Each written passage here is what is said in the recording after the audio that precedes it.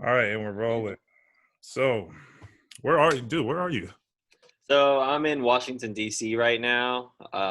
That's I went to school here, so this is kind of like my home base. Uh, I was in Los Angeles last year with my girlfriend because of her work, but we're really East Coast people. yeah. I remember you telling me the DC. Now, where did you go to undergrad and grad school in DC? So I got my bachelor's at American University, but I'm actually getting my master's right now at Pepperdine, and it's pretty much online with the pandemic and everything. So even though it's based in LA, I can do everything from home. Okay, yeah. I had a good friend of mine who I've had on the podcast. Uh, did her doctoral program at Pepperdine. Um, all right, so you're in the DC. So what? Oh my, what the hell is DC like right now, man? DC sucks to be honest. DC is really nice, but it's a weird city to be in. We're actually thinking about leaving now and coming back maybe in like 6 months or something, just until things cool over. Maybe like leave for the election period and come back. Maybe like February or March. Hopefully, there would be a different president. Those would be all be great things. Well, 6 to 8 months, regardless, it's going to be a totally different place, right? Like, ideally, we won't be in quarantine. Yeah, what's that like out there? Is it? I mean, I know in California we've done multiple shutdowns, and I would assume though, that, that's kind of pretty common practice in the more in the city populations. Yeah, you can actually get fined right now for not wearing a mask in DC. But to be honest, I don't really go anywhere. It's just like to the grocery store. Like the other day we went hiking, but really and truly, like I have, yeah, as you say, like it's a completely different way of living. I feel like what's the point of even living in a city if you're not, taking advantage of a lot of these things? Yeah. What do you think? Let me ask your opinion on this.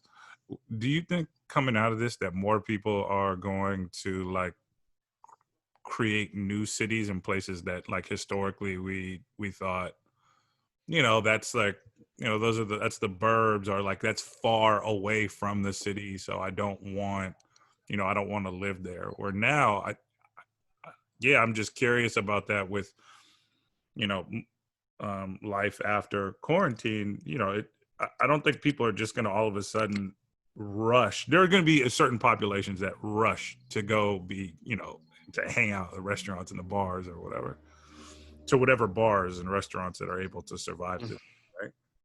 So yeah, what are your thoughts about that? You think there's going to be like a, I don't know, a new pattern of migration?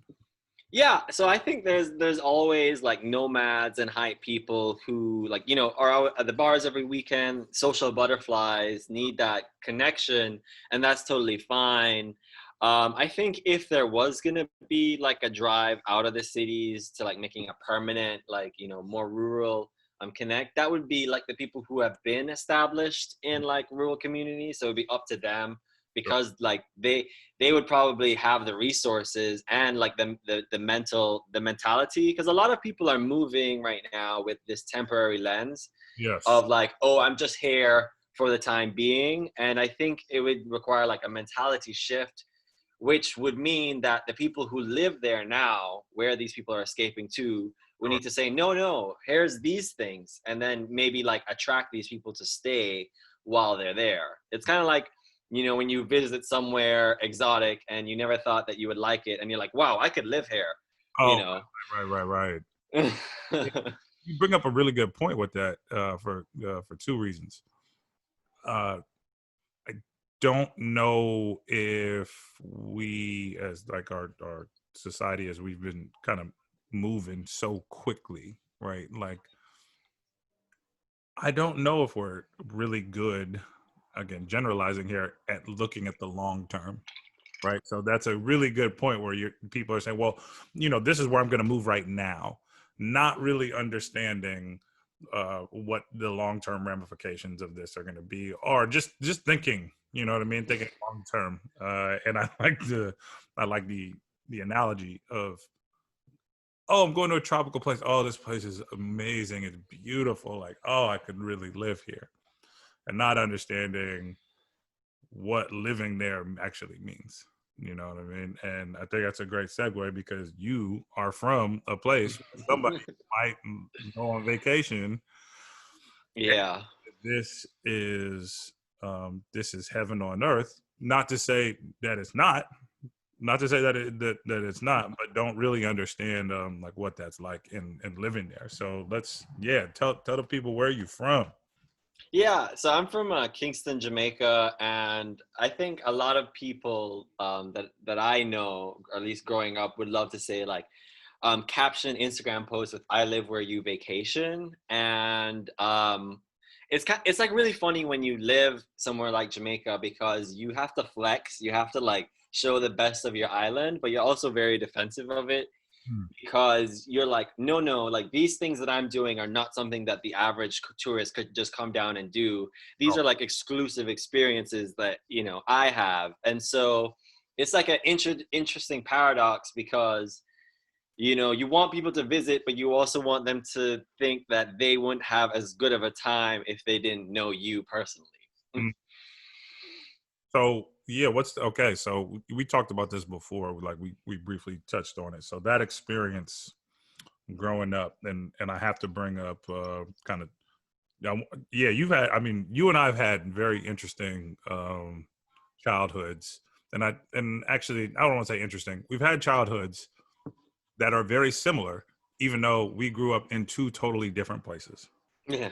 right? And I loved that when I first talked to you because I was like, oh my god, yeah, like dude, this sounds all too familiar, and just the social structures that were set up are very similar, right? So yeah, growing up in Kingston. Yeah, give me background on Kingston. I mean, I know a little, I know enough where there's definitely like it's the big place, right? Like it's Yeah. thriving city. So yeah, go. Yeah, Kingston's really funny because I would say I'm not really good at years, but before the first major laser concert in Kingston, nobody was really going to Kingston. It was like business people and people who were from Jamaica because Kingston is hot, it's urban, and you know the closest beach is like a half an hour away and you have to take a boat. So when people were first coming to Jamaica, I would always say no, go to the North Coast, go to the North Coast. That's where Montego Bay and Ocho Rios is and stuff like that. But since then, I think that Kingston has made a big change. There's a lot of development happening right now. We recently decriminalized marijuana, and there are medical dispensaries that tourists can come in and get certified and purchase on the day. And then there are also like all of these attractions with the music scene. The music is blowing up in Jamaica, and the musicians are investing in their community. I would say like the North Coast is great for the beach, but if you want like a party, then you have to go to Kingston, and that's where you'll see the musicians and like maybe like semi celebrities and just people enjoying themselves, like the actual experience.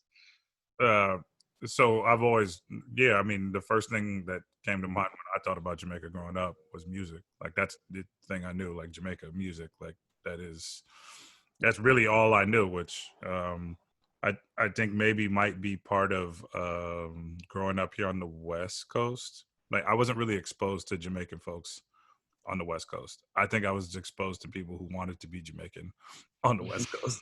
Like that's really where like I want to adopt this culture. I hear you. Something really cool about it. And I'm like, you're not from. I mean, in one sense, as an adult, I can say like, oh, that's cool. You really connected with someone's culture, and you like it, so you kind of emulate it, right? And I think what's so attractive about Jamaican culture is the rebellious nature of it. I think like when a lot of people are experiencing their independence for the first time, or kind of like maybe have feelings of wanting to strike out against the system, that feeling can be captured in a variety of ways. But Jamaican music speaks to it like in a variety of different ways, either like with reggae and like peace and love, or like more modern times with dance hall, which is like straight up aggression, like I'm a thug, don't mess with me. And that kind of energy is, needed when you feel maybe not as secure as you should be in your own environment. Sure, sure. And so, yeah, what did you? I was thinking about that before we started today. This idea of reggae representing like love and happiness, and that was one aspect of it, right? I don't know if in the States did if we got the full scope of what was going on in Jamaica, and so it's almost it's almost weird when I look back, or I can continue to see that culture playing out. And the reason why I was able to the reason why I was able to kind of get the full scope is I was exposed when I went to school in Virginia, and I was exposed to tons and tons of Jamaicans, right? Like Yeah. New York, and like being like, holy shit, like there are a lot, like there's Jamaican flags everywhere, Yeah. everyone's flag is in New York, right? But again, firsthand, you're like, oh wait, you were born in Jamaica. Oh, your family is still in Jamaica. You go back to Jamaica, right? And it's not vacation, and it wasn't the reggae narrative, right? It wasn't the like, oh, peace and love. Like, no, man, like Jamaica it's rough. It's a weird place, but there's definitely everyone that I've met thus far from Jamaica does have a sense of not only pride, but they've just been really nice people, like joyful people, right? And not to, I don't want to continue to create any like bad stares, like, oh, they're just so, every Jamaican is just so laid back and great, but there is that island theme, right? And I've noticed that with you go to Hawaii or other Caribbean places, you know what I mean? Like there is something about being surrounded by water. Yeah. You do kind of have to be like, well, everything's, we're on an island. Yeah. So yeah, what your experience growing up?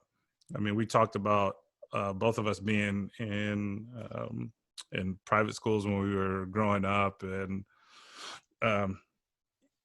yeah, what was that like for you? Because this is probably a narrative that people don't really recognize. They're like, oh, what's that like growing up? Well, what's that like growing up in like a private school? And yeah, so yeah, what was that? Yeah, what was private school like in Jamaica? Sure. Yeah. I think like looking back now, I think it's really interesting because I like so I'm someone who is black, white, and Chinese. Like my to break it down exactly would be very difficult, but or not very difficult, but it would take a while. I am somebody who, like, up until like maybe my first year of high school, wasn't really conscious of what necessarily I was. Mm, Because when you grow up in a private school, like, it's just like, you have your friends and you have your community, you have your little bubble, and you just kind of like live in it. You live a happy existence. You take all of these things for granted. And on top of that, I don't have like the classic Jamaican accent. Like that's what everybody says. My mom was like pretty intentional about just making me have like a very neutral accent growing up. She didn't want me to sound too Jamaican because she wanted me to be able to come to America and blend in one day. She never thought that I would like come back to live in Jamaica. She thinks she and as a lot of people from her generation think that there's nothing in Jamaica to be made. Opinions differ with a generation, but that's how it is.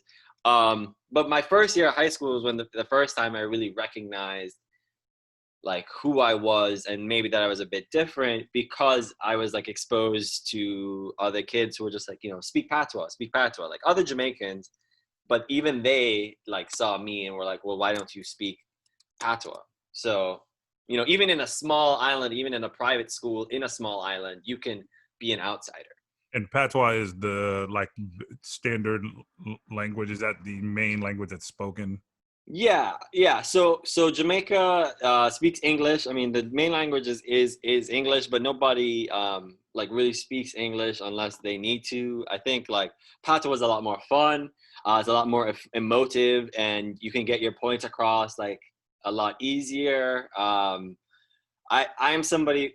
It's really weird. I can't speak patois unless I'm like speaking with somebody who gets it, because then I just think it's like kind of pointless. You know, Is it I a would. like Sorry. what is patois? Is it a combination of like Yeah, it's like our twist on English. You know, I wouldn't call it like, I don't know. I think in the past it's been called like a pigeon or like something like that. But I wouldn't call it anything like, I wouldn't reduce it to anything. I think it's just our spin on English. Just, people being left with a language to just, adapt to it. And, a lot of the times it's like convenience and like, shortening, adding two words together, or just like, replacing a word with something else entirely. But it's mostly slang, I would say.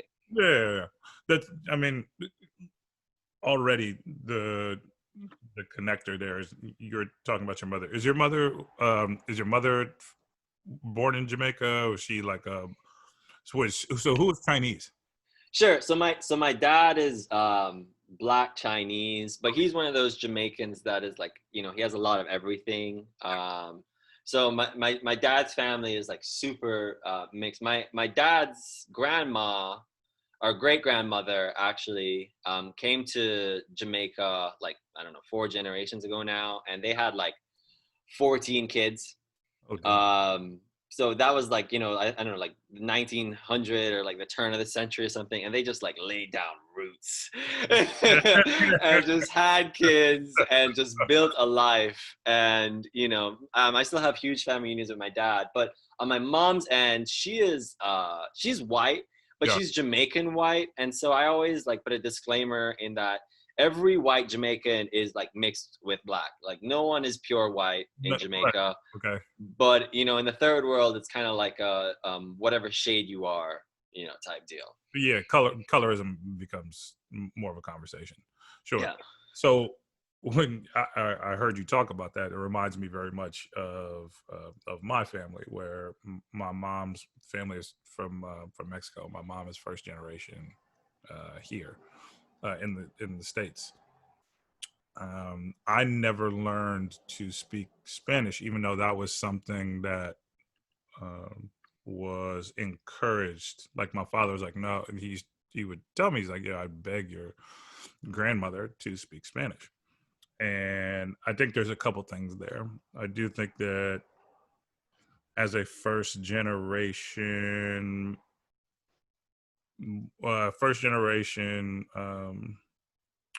my mother was growing up in a very traditional Mexican household, and I think the expectation might have been, hey, you're supposed to like not only marry but procreate with another Mexican person, right? And so I think that there was already a little bit of there was already a little bit of complication when we talk about passing on cultural traditions or rituals, whatever, right?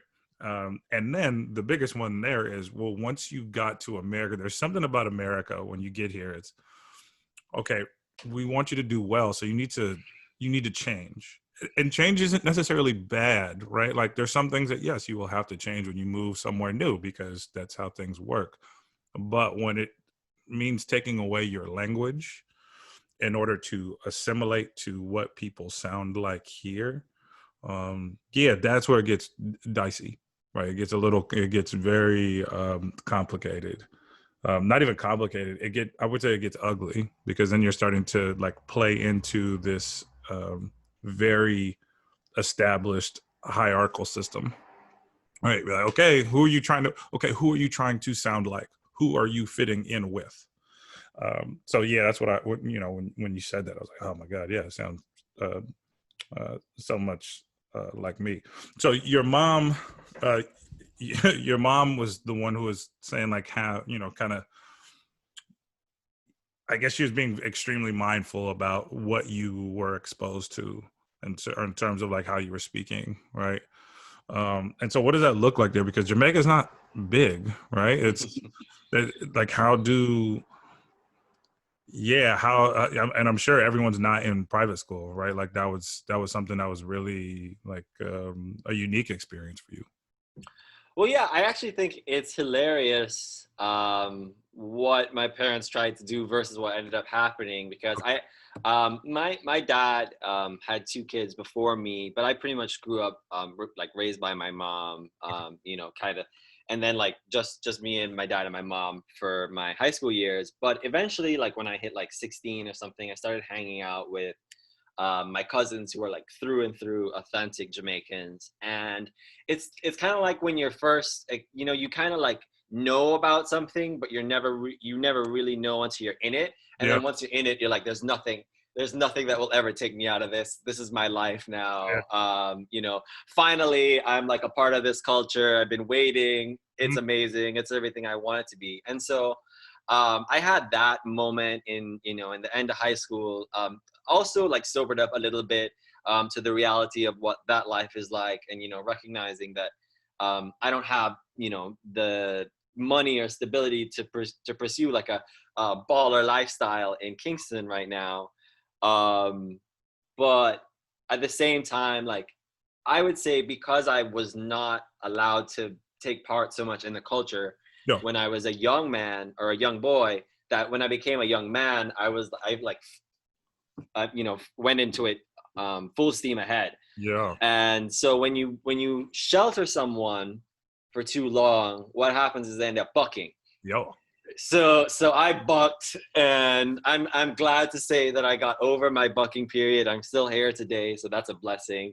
yeah. I definitely, you know, made my fair share of mistakes, and even like, you know, like car accidents and stuff. But that's just a part of growing up, and I definitely think I'm a better person for it, for exploring both sides of who I am, especially before I came to America, Yeah. because I feel like, as you said, once you get to America, you're expected to change. And I feel like my identity became centerfold, where maybe like people would like think, sometimes people would think to ask in Jamaica, but they would ask in a way that I would never take, you know, any offense to it. In Mhm. America, people are just like, first thing before they even know your name, it's like, hey, Jamaican, so what are you? You Yeah, know? yeah, yeah. And And so that's like, it was thicker too when you first got there. Yes, it was like real thick. yeah. Yeah, yeah. That what are you is a major question. What are you is a major question, and it crosses. I would say that I would say it's different depending on where you go, who you know who you're talking to. There's some people who are generally curious, right? Because you know there is something when you look at someone like I'd be a liar if like I didn't meet you, and I was like, huh. I wonder where you're from, right? And it's not. I ask people this all the time, like where their parents are from, and it's not necessarily just to satisfy my curiosity about what you are to make any definitive decision. It's actually a place where I can start a conversation.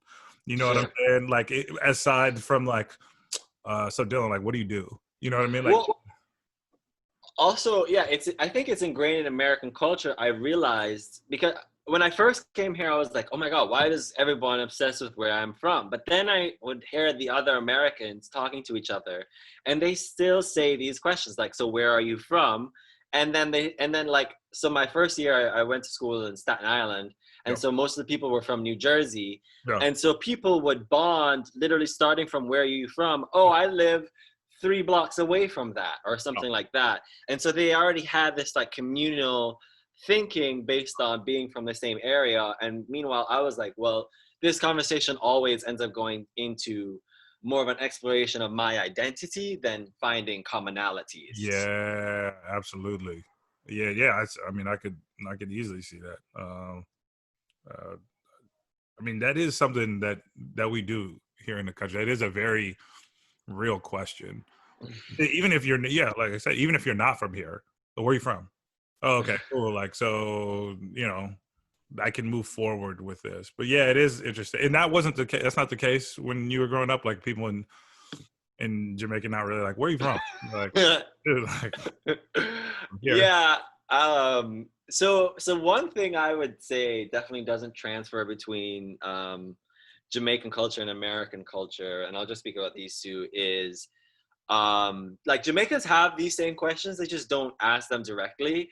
What they'll do is like, okay, who is that person with? Let me find out from whoever knows that person about this person, and information travels that way through word of mouth. But it's not a situation where, say you're like new to the scene in Jamaica and you go to a party, Yeah, people are just gonna come up to you and ask you your name. yeah. They're gonna like, find out your name, look at your social media, maybe like do a little vetting, Mm, and then it's up to you to introduce yourself because you're the newcomer. damn, that is definitely different. Yeah. Yeah. Not bad, not good, just different. Okay. All right. So what's your impression thus far? I mean, you've been here for what, 6, 7 years, 8 years? Yeah, like 6 years. Yeah. Yeah. What's your impression from when you got here? I mean, 6 years is a lot, and I don't want to skip over your time here. Like, but what was when you first got here? What was your impression? I mean, you were in school at that time, so that's a different experience, right? That's a very yeah. I feel like a college undergrad in college is a whirlwind of learning, and it's more social learning than it is academic. So yeah, what was what was your impression of?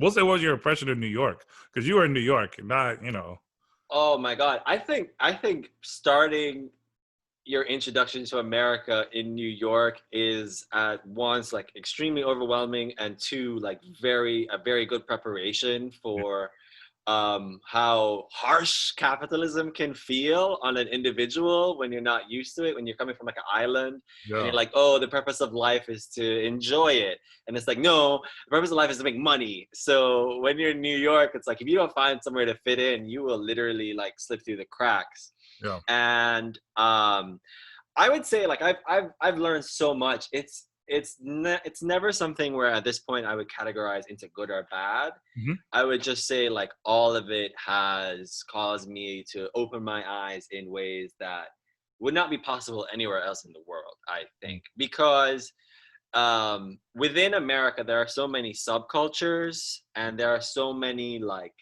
niches where people find joy, and it's just like, true community, Mm, true expression. And even when things are like on a whole good or on a whole bad, like I would say there are still people who are able to like insulate themselves, do good work, mhm. and still strive for goodness despite like all the challenges. Like it's hard to ever categorize a country like this besides anything else than a social experiment. Yeah, it really is a bunch of different ass people that are trying to figure out how to live next to one another. if Speak, if it let, wasn't for survival, it would be a lot more entertaining. But because I'm motivated by surviving, I'm like, man, sometimes this place is irritating. oh yeah, it's weird, and that's why I wanted to like listen. I mean, I've had my own experience, and I agree completely. My brief time in New York, it was it was entertaining, it was fun, but to look back, and even at one point when I kind of look back in that life I was living, that very corporate life, it was gross. It was gross. Yeah. It was gross. I remember, feeling so good walking down, Wall Street in my suit and tie, and I was like, yeah, I made it. Yeah, I'm here. I should be accepted in this world. And that didn't last very long. It only lasted like a year because I was just like, this is weird. This is so strange. Then the same way, I wasn't, the people I was working with weren't happy. It was clear as day they weren't happy. And the relationships, um, yeah, it was just, there was a clear, line between work and the rest of my life. And I don't know if that's ever been ideal for me. I never want there to just be this clear line drawn between the people that I associate with at work and the people I associate with in my social life. It just feels uncomfortable. You know what I mean? It feels like I'm hiding something. Like, oh, I can't bring you around because I know you. You know what I mean? Or like, oh yeah, just not authentic to me. You know? And I think what's happened recently, there have been like challenges and a bunch of like negatives, but I'm not going to focus on that because, silver lining, people are waking up to how much of an illusion this like social safety net really is. Sure. I just learned recently that America has never been like this like great paradise. It's just that people were more willing to like cope either through like buying things or like this is the best that it could be because there's no other better examples out there. And it's just like now, of course, like everything is accelerating with the current guy in charge. Yeah. We're like actually like looking at everything critically now, and because people aren't able to go out now, they have more time to think about things. Because I think with America, it's kind of like America has been running on like kind of like when the car is running on empty and you keep pushing it, keep adding gas while you're driving. And Yep. America has been running at this like super speed without really like bothering to add more fuel. Sure. And so it's just starting to catch up, which is, good because then you can really say, wait, can we actually pump the brakes Yep. and think about things? Yeah, I absolutely agree. I absolutely agree. We've been running, and that is part of the culture. That is part of the culture here. It's not about sitting with your thoughts, and it's about productivity, like you said before. You're valued based off of what you can, how much you can work, what you bring to our economic system, and it's not by surprise that we have a leader of our country that embodies that, right? Like that, and that's why when all the when he got elected, I wasn't that. I was like, oh, okay, yeah, this makes sense. It's not Mm-hmm. that far off. Um, there's a reason why like our healthcare system is ridiculous. I mean, it's ridiculous. Our Mm-hmm. healthcare system is ridiculous, but that's because you have a bunch of sick people that have been, you know what I mean, who have been through some trauma, and who um, have been encouraged to eat terribly, and and over exert themselves, not explore who they are spiritually, what what their purpose is. That is not something we're doing. We can tie it all back. Our education system is really not set up. And again, this is me. I know I have a narrow lens because we could go to other places in the world where it's far worse, right? Mm-hmm. But my experience is here, Mm-hmm. and I do think that there's opportunity. I think there's a lot of hope for the country, but it's just so easy to start connecting the dots once we're sitting here like, oh, this is bad. Well, yep, and that's why these things are having trouble. They aren't separate situations. Everything is so connected. Yeah. I think the one thing that I wish I could see more from this country is even like pride has, even patriotism has gotten this slant on it now, where it's like almost impossible to be patriotic if you like also have like other values in mind. And it becomes very hard to do anything when you can't find like a common point. And what happens in America is, yeah, as you said, like there are much worse countries out there, but in the worst countries, everyone knows that, okay, this is the level that we're functioning at. Yeah. I'm not going to try to overstep my boundaries. In America, it's all about overstepping your boundaries to get as much as you can for yourself Sure. every single interaction. And when you have that, where you're in school and you're not even like doing extracurriculars because you care about the extracurriculars, it's so that you can get into this school 4 years later, or you're just doing things just for the reward in like 6 months or something instead of actually caring about it.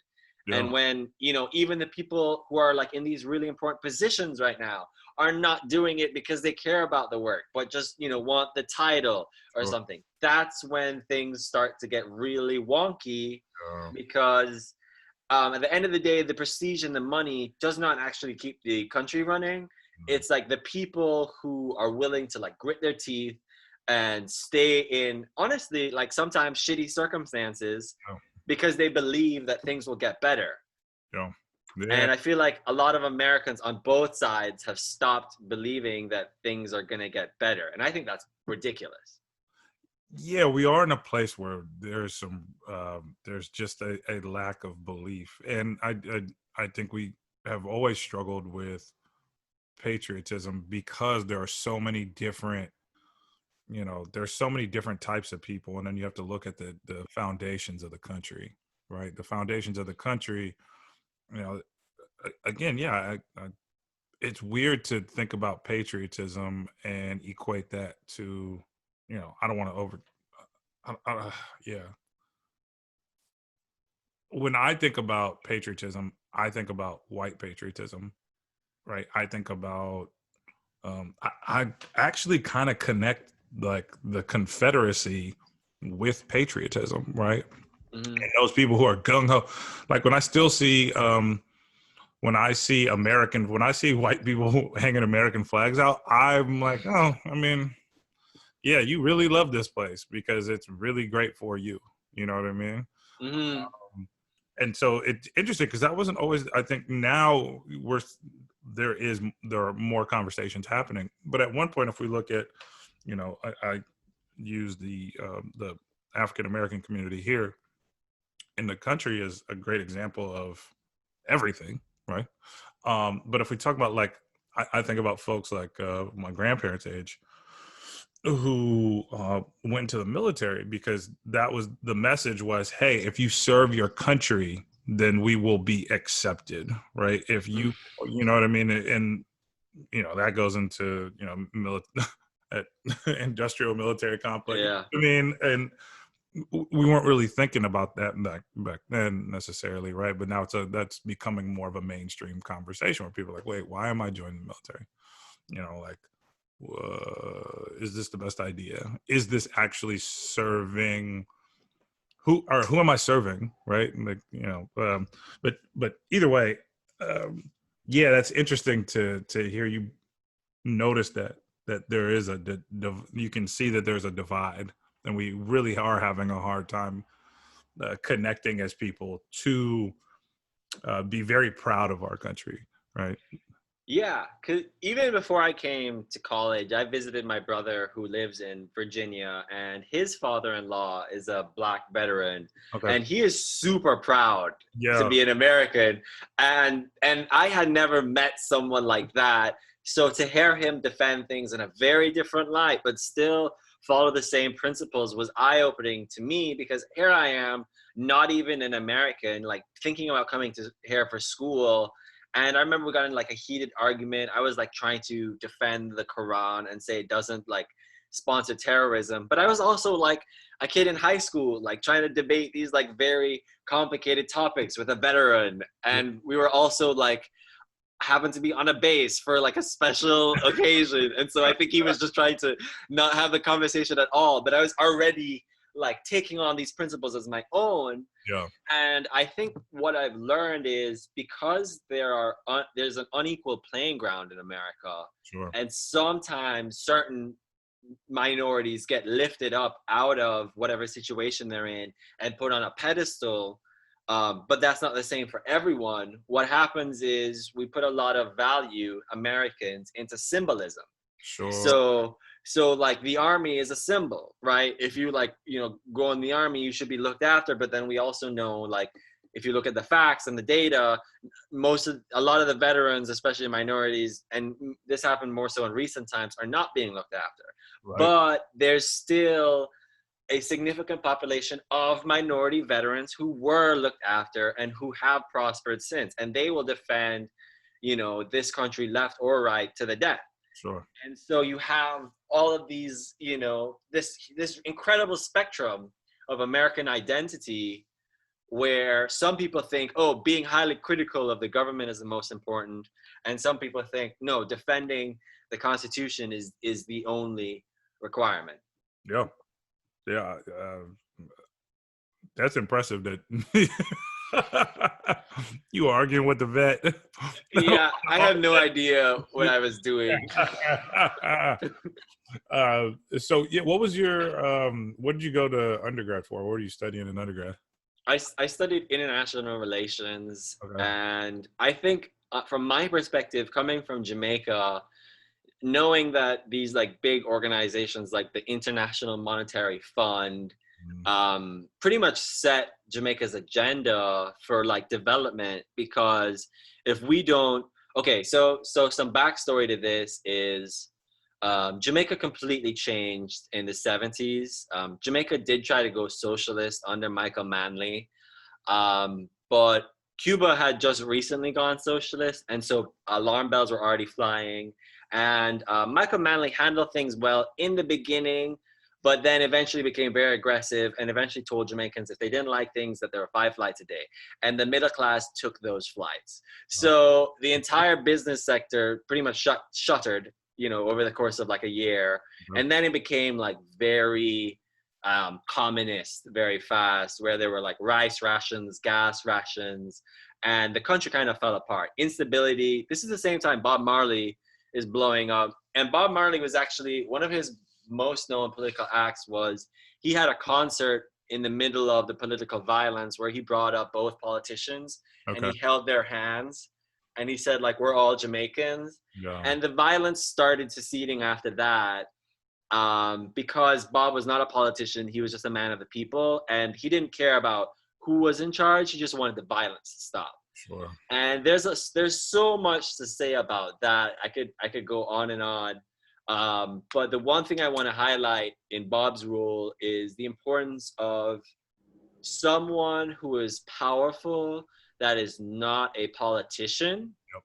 So someone, so this would be Martin Luther King in America. Yeah. A civil rights leader is not politically elected. It's not through a system, but the politicians and the activists together can create this nexus of change, Mm, right? In America, the activists get all of the bad rep because you really want to concentrate things in the government so the lobbyists can have their way, right? The lobbyists have replaced the activists in America, in my opinion, mm, right? mhm. But in Jamaica, it's very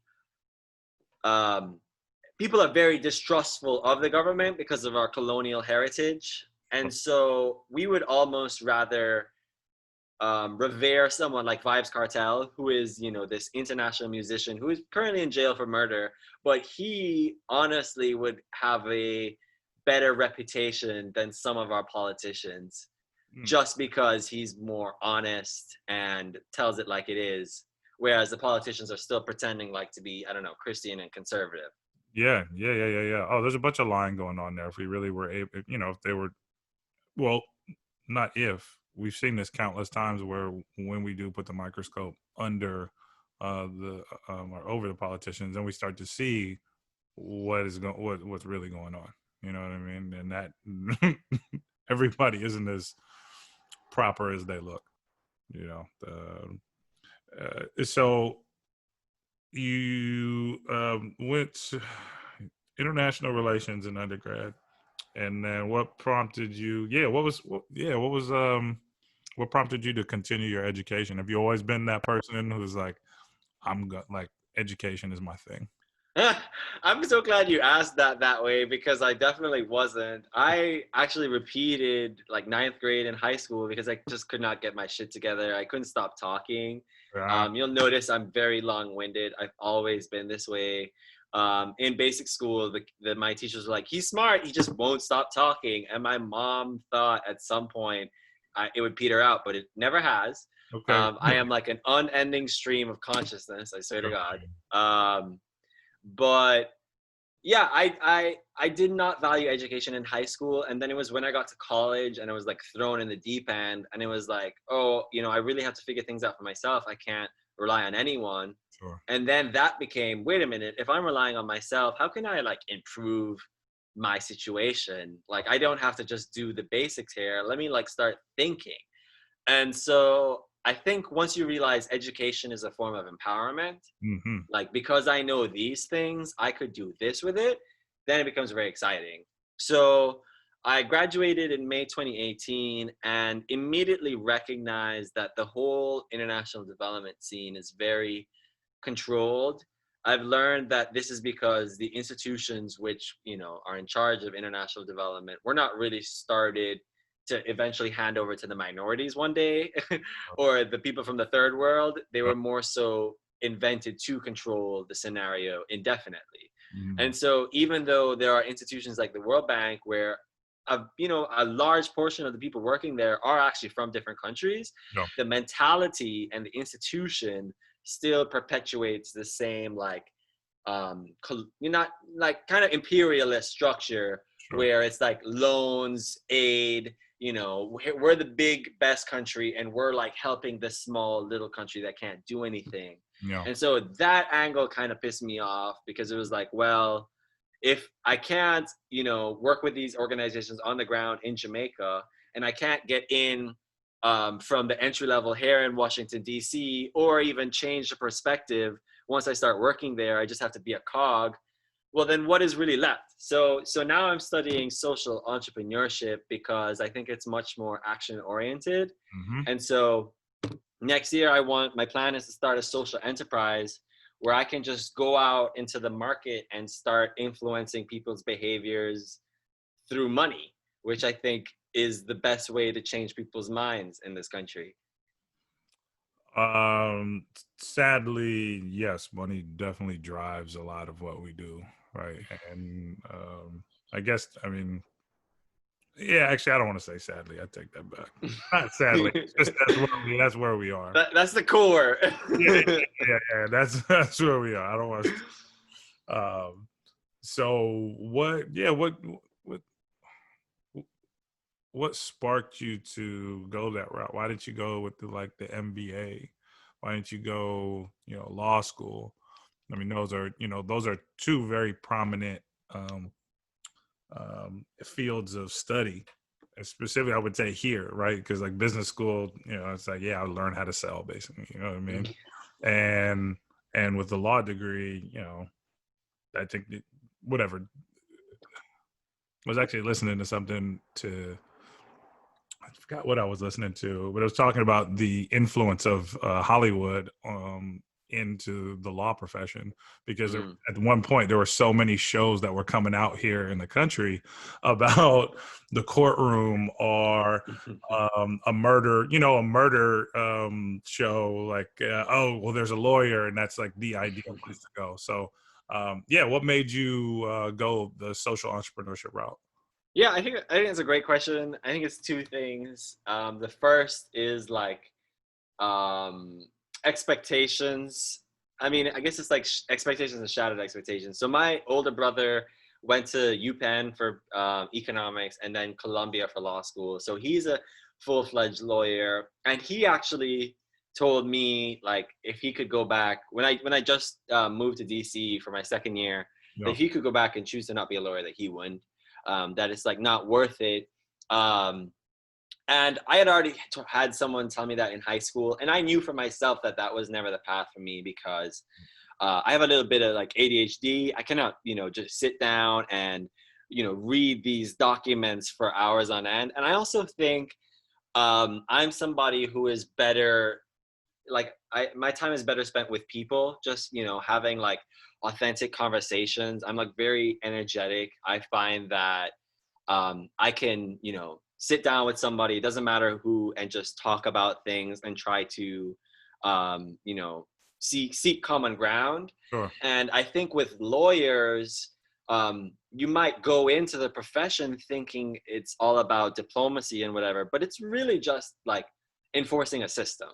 Sure. It's not even so much about justice or any of that. It's just like a job, like everything else. And I think especially like maybe practicing law in another country is different, Mm. but practicing law or being a doctor in America is still capitalistic, which is like, the doctors choose not based on like, necessarily like preserving everyone's lives, but the bottom end, the margin, which is like shareholder value.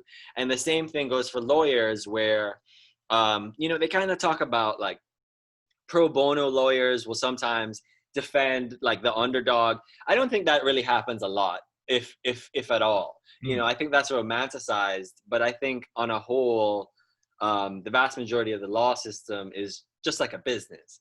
Yeah, it is You know. a business. Yeah.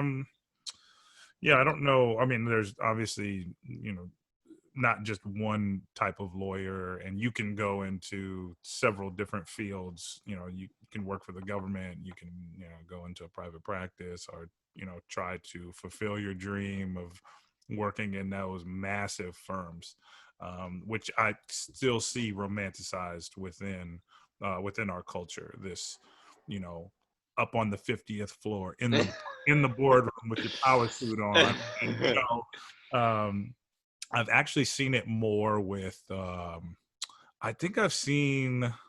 It's been so weird. I mean, I don't know if you've noticed this at all, but I think historically, we know that these places of business were dominated by men, and probably still and still are dominated by men, right? But now we're seeing there are more conversations around equity and getting more women in the how to phrase this, in the power positions, right, and leadership. And so what's interesting is when I watch some of the shows, like I don't watch a ton of TV, but I'll just kind of like every now and again just check out a show just to see what the characters are like. And I see that almost that same old man in the like law office persona with the female character. I'm like, Yeah. I was like, oh my God, I'm seeing that play out too. With that's not just in TV. It's so interesting to see like how we continue to like repackage and rebrand this personality or this person.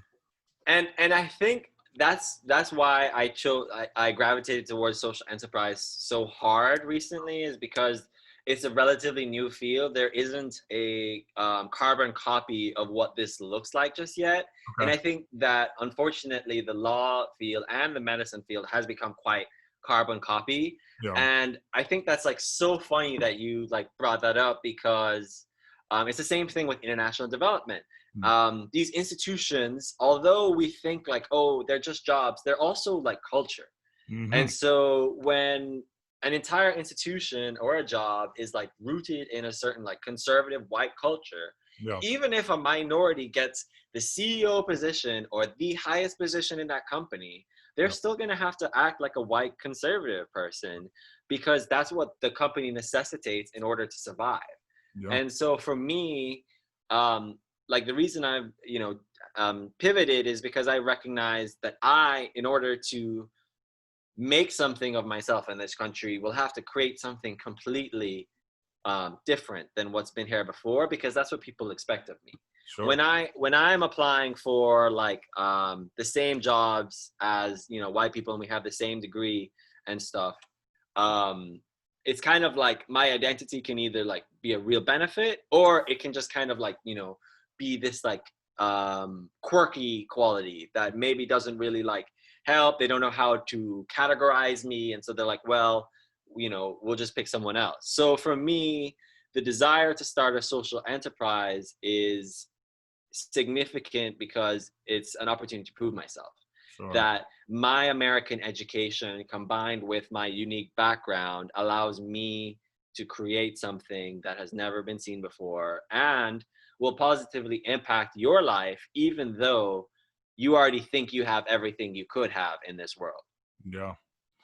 Yeah, man. I think you're I mean, you said it perfectly, man. You bring a unique experience, and you are using that to help everyone. I don't. Yeah, there's no. Oh, I don't want to help this person. Because you sound this way or your skin is this way. It's like, no, I'm trying to create a system. I'm trying to help create a system for everyone, and it's possible, right? It's possible. Now it takes a lot of work, man, because people sounds like Kingston out here, man. Yeah. um, yeah, so it's really gratifying to hear that's the direction that you went in, right? Because I man, um, when I met you, one of the things that was definite was the energy that you're talking about. Like you come in and you're like, no, I'll talk to anybody. Like I'm ready to engage. And especially I think our conversation early on was about education reform and like looking at our education system here in the States, and then talking about your educational experience in Jamaica and the possibilities of change in Jamaica. Right? I'm starting to explore this idea wherever the next place I live, I want it to, I really value the idea of change, right? I love people that are just willing to listen to new information or new ideas. I don't want to live in a place where people are still stuck in the routine, right? And when I say routine, I don't mean like this is the typical routine that I don't like. I wake up in the morning and then I go to work. And then when I leave work, I come back home and then I watch Netflix and then I go to sleep. Yeah. Okay. And that's easy. Or let me throw in a little, okay. And then I look through my feed on my social media and, things are okay, right? Like I can still go to the store and get food if I need to. So I'm pretty comfortable there. Yeah, I mean, there's no complaints.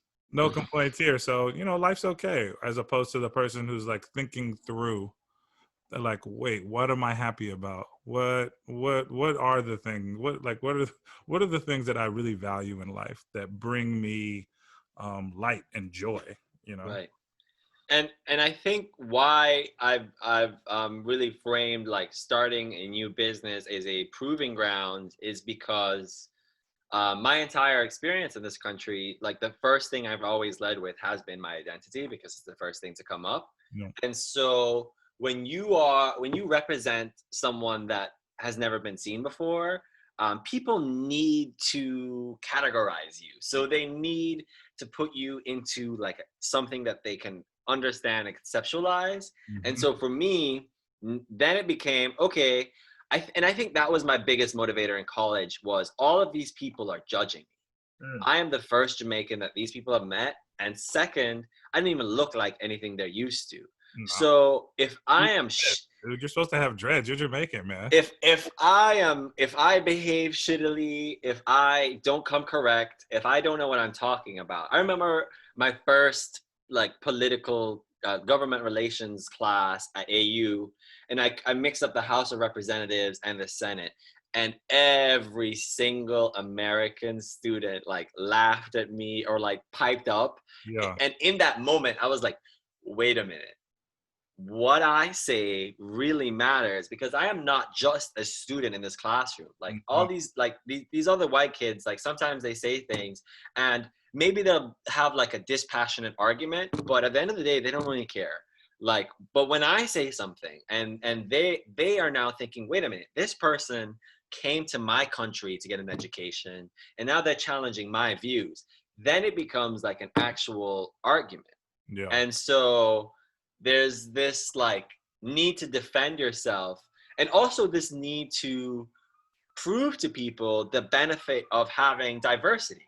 Yeah. Like as you know, whatever my growing, sorry about the ambulance.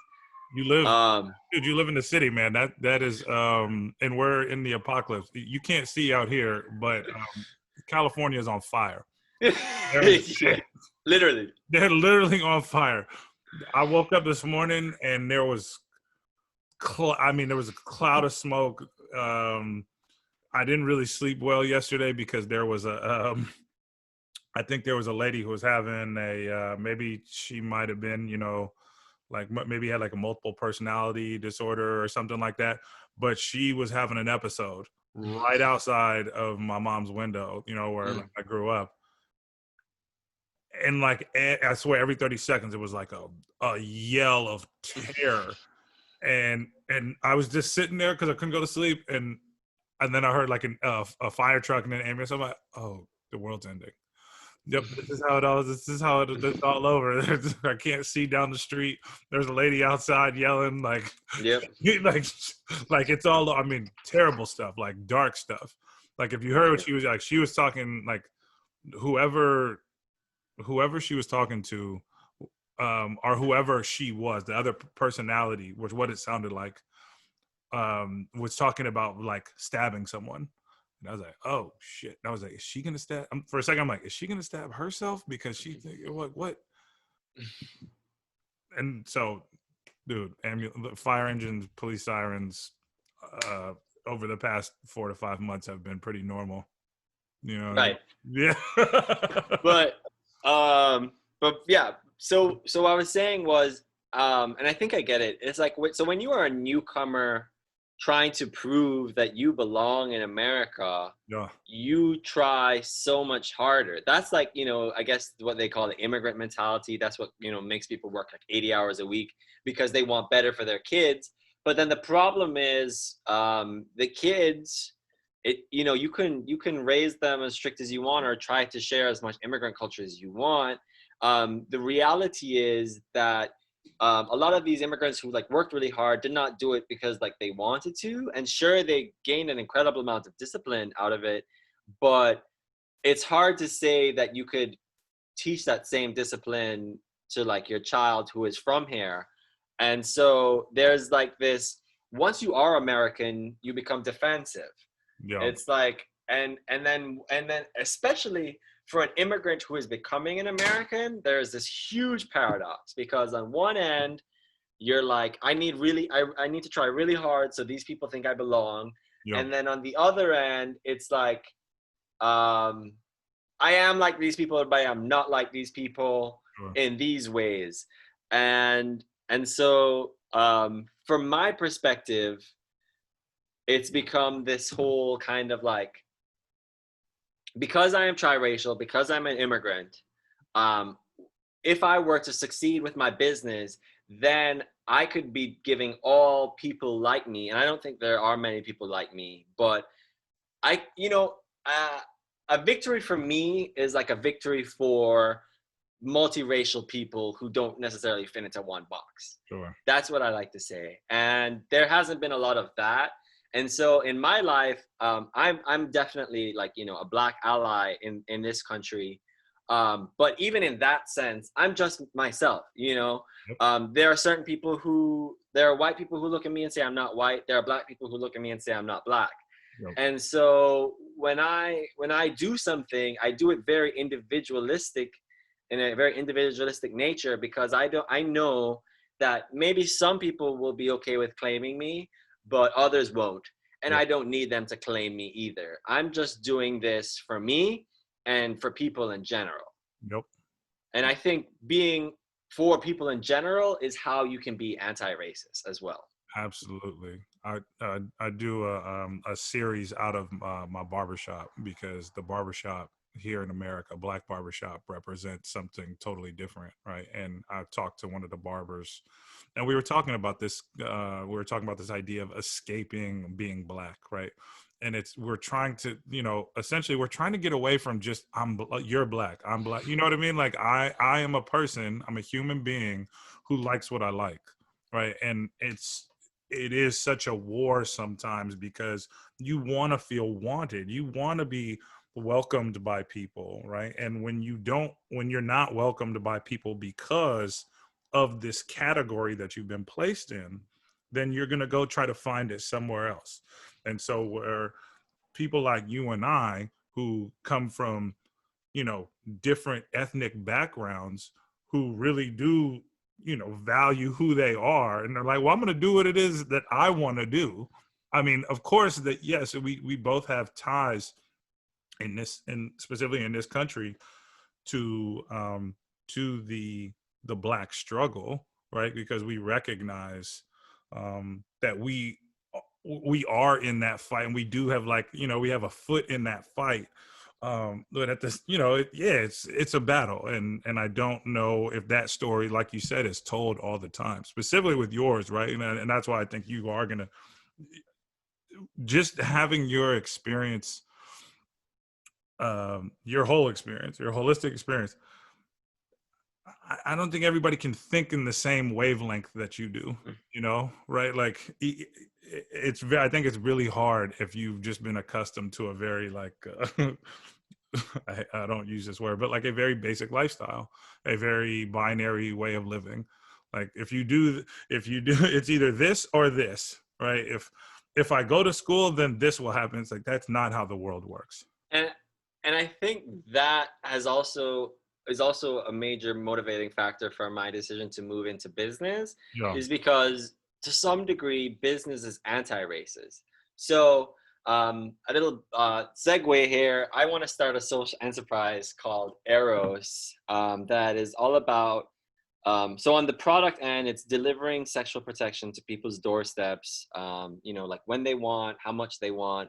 They can customize the package, but on a whole, the idea is to create a community where people have access to resources, information, anything that they want to know.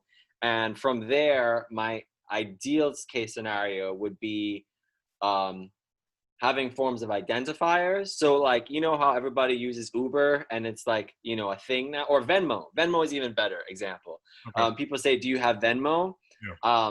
The end goal of Eros is to be embedded in people's minds and kind of move things away from, oh, we're dating because we met each other in school or we met each other in work or something like that, to, oh, we met each other organically because we kind of like have some of the same preferences. And not to say I want to create a dating app. Yeah. But one thing that I definitely learned upon coming to America and dating here is that certain people won't even look at you if you don't match their idea of what a partner is. Sure. And there is so much speculation in this country of, because, of like your what you have, who your ancestors are, what you are bringing, and what you want your kids to look like. It's like, do I want my kids to grow up black, white, Asian, whatever? Whoever I date and whoever I have kids with will actually influence who I end up becoming. Yep. Right? And so it means so much more. But the dominant form that takes, at least for me, my experience in college, was I met a few white people who would not even consider dating outside of like their pool, for fear of being like mislabeled or, ostracized from their family. And we need to start shifting away from, basic identifiers, which is race, and heading towards, okay, so we're all people, like, oh, like, and Americans kind of do a good job of this now. Like, where are you from? What is your community? Mm-hmm. What local culture do you know? Mm-hmm. And the easier it is for that shift to happen based on like your upbringing and not your physical traits, then you could start to see some real, like, honest to goodness diversity in this country. Yeah, I mean, value systems, right? Like, that is what we need. I mean, obviously that there are always going to be, like you said, it's easy to speak about money in this country, and I think that is always a conversation when you're talking about a relationship, an intimate relationship. So yeah, I think that there are folks who who have to be more, and that's really where I think the issue lies. I think people would be less inclined to date, or they would be more inclined to date people outside of their outside of their scope, if they didn't see race as a marker of economic growth or tied to all these other things, all these other parts. Yeah. So I think it's we got to get to that more comfortable conversation around money. I know a guy that just finished writing a book, and he does a great job of trying to make the conversation about money normal, where we're not afraid of it. And I don't know if that's something that you've thought about, um, as you've built Arrows. But yeah, and like creating more, like you said, resources and more educational resources for people, right? Because that's what's necessary when we talk about empowerment. And like you said, education is, I mean, learning knowledge is like the epitome of a human being, right? Of just being like an organism. Like, you have to learn and develop these skills in order to survive. Yeah. Yeah. So talk more about Eros though, because you were saying sexual protection. Like, what do you mean by sexual protection? Yeah. So the idea really stemmed from my first semester and recognizing. So the purpose of a social enterprise is a business that can also have a purpose, like have a higher purpose, change people's lives, improve their scenario on a whole. And so my first semester, there were a lot of like existing nonprofits in the cohort who were trying to convert into ways to make money. Yep. And I found that they were having a very hard time because, once you start with the mission of like, changing people's minds, there aren't products that are necessarily related. Like, products are just things that are sold because you need them. Yeah. And initiatives are more like wants. So then it became to me like how to blend needs and wants. Yep. And so I started thinking of, I have some Chinese classmates in my cohort. I started thinking of the Chinese perspective, which is very focused on the essentials and build up from that way. Like the reason China is so rich today is because they started at the building blocks, which is literally just chemicals, plastics, cheap stuff that Americans didn't want to make. And now they're today at like nanogenics and all of that incredible stuff, right? So you have to start on building blocks. So I thought, well, I want to change people's relationships, let people have better sex, and maybe get rid of some of this, race barrier or tension when it comes to the casual dating scene. Okay. And I thought, okay, well, in all of these casual dating interactions, hookups, everything, there is one thing, a condom, right? And the condom is like a piece of plastic. You use it, you waste it, you throw it away. There's no, end return. There's no benefit to anyone. So I started thinking, well, people, huh? There is one pretty big benefit.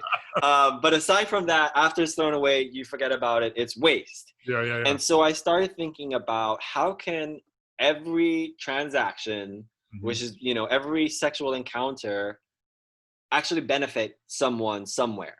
And so I started thinking, okay, well, a portion of every condom sold, like maybe like 1% or something, will benefit impactful organizations like Planned Parenthood or something. Okay. So people who maybe made a mistake when they were a teenager, didn't have protection, go to Planned Parenthood. Planned Parenthood is severely reliant on funding, recently came under attack from Donald Trump, right?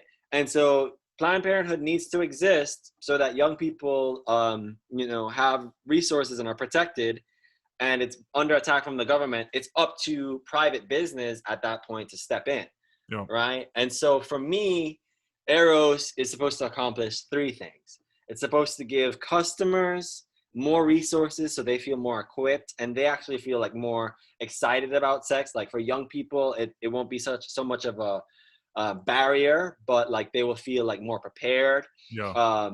Two, impactful organizations like Planned Parenthood aren't so reliant on funding. And then three, on a whole, community-wise, the more people subscribe to Eros, the more people start thinking about values rather than what am I getting out of this. And I think by using transactions and then developing long-term subscriptions, you can generally, like very slowly, influence people to a better outcome. And I think we've reached this point in America where we're not, we can continue to have like very important conversations, but we're not going to convince everyone with conversation.